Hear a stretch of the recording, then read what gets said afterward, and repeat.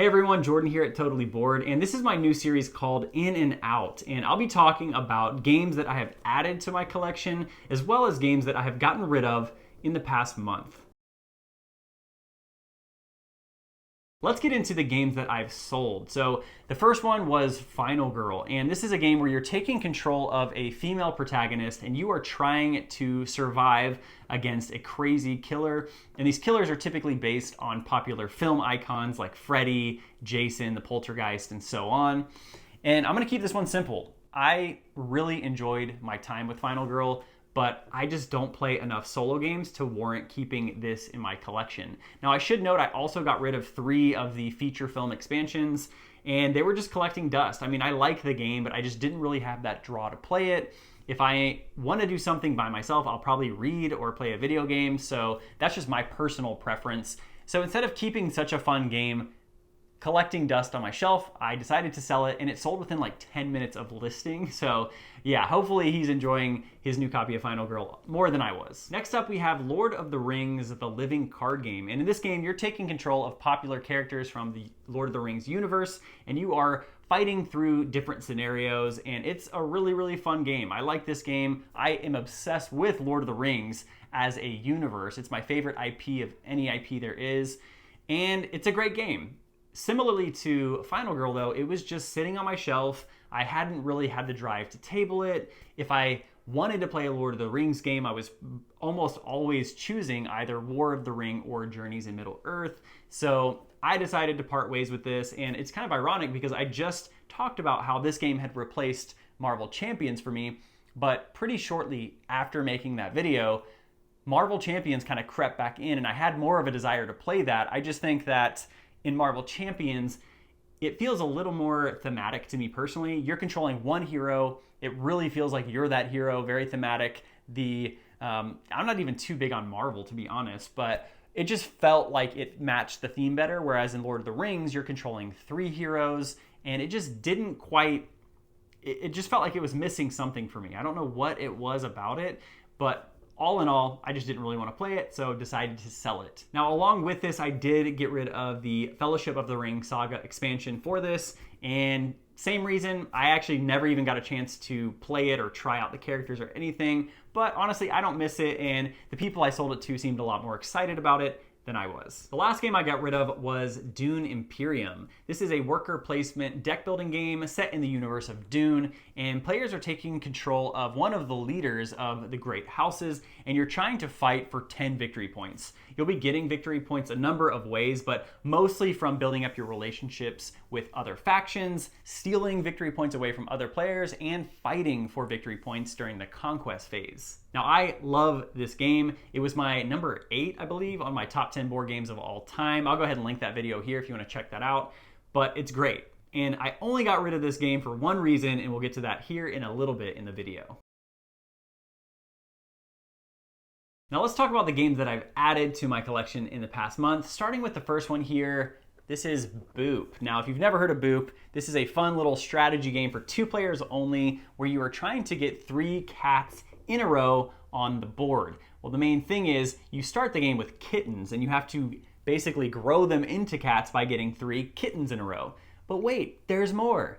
You also have a boop mechanic where anytime you place a cat or kitten down, it's going to boop all of the kittens around that space. And what that means is it's going to push the kittens all around it one space away. And so that makes for a really unique spin on that kind of classic tic-tac-toe type thing where you're trying to get 3 in a row. And I played this a few times with my girlfriend, and we really enjoyed it. It's really competitive, and I demolished her the first game, and it was complete opposite the second game. She whooped my butt. So all in all, I really love this. Super accessible, plays in like 15 minutes, so you can get several games going if you want. All in all, really enjoy this game. Next up, we have another fun little lightweight game called Sea Salt and Paper. Now, I've heard a lot of people talking about this game, and I was honestly really impressed with my plays of this game.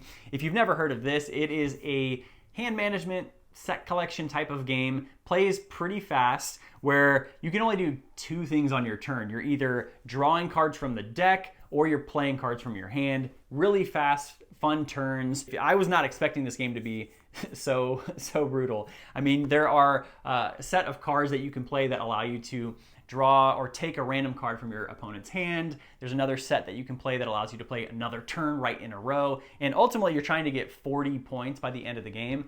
And that sounds like a lot, but points can go really, really fast. There's also a press your luck type of mechanic where you can basically bet that your hand is really good right away and you allow the other person to take another turn.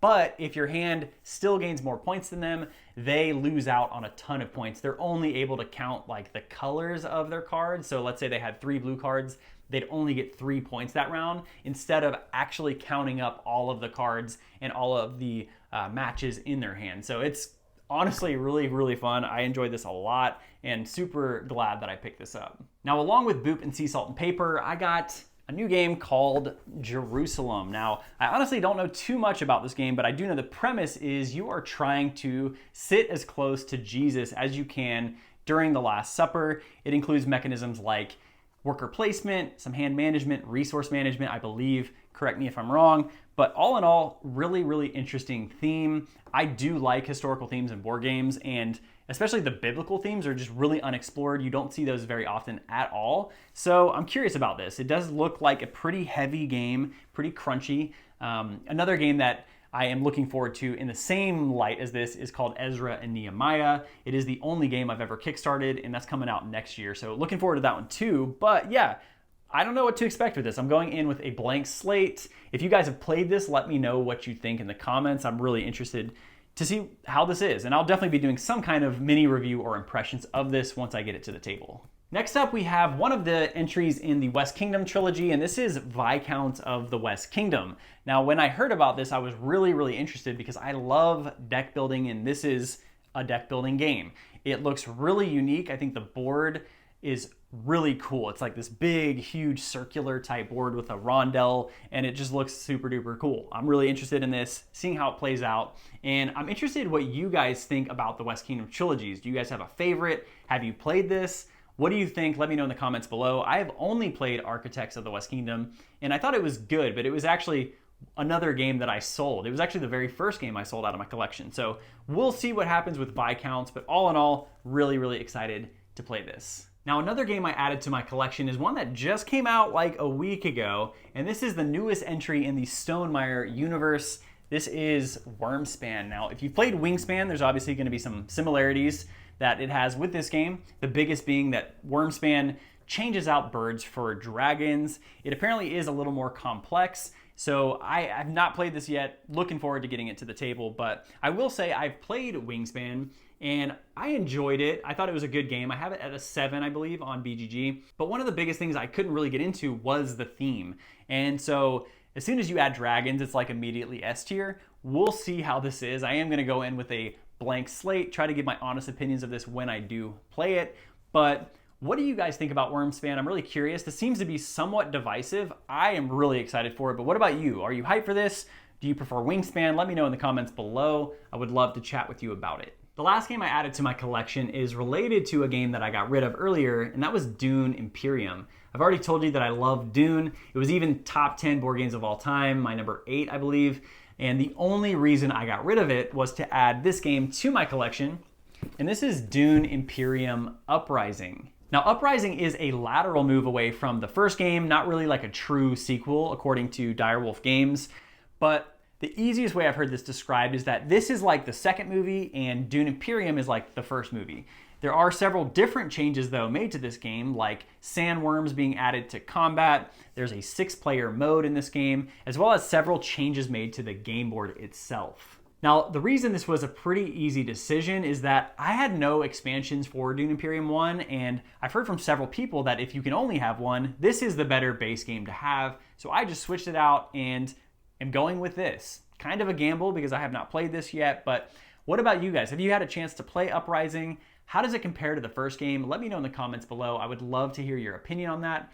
But overall, excited for this to get it to the table, and I will definitely be doing some kind of mini review / impressions of this game soon. And that wraps up this month's In and Out. If you guys like this video, give me a like and a subscribe, and if you hate me or the games that I got, feel free to roast me or them in the comments below. This is Jordan here, Totally Bored. We'll see you next time.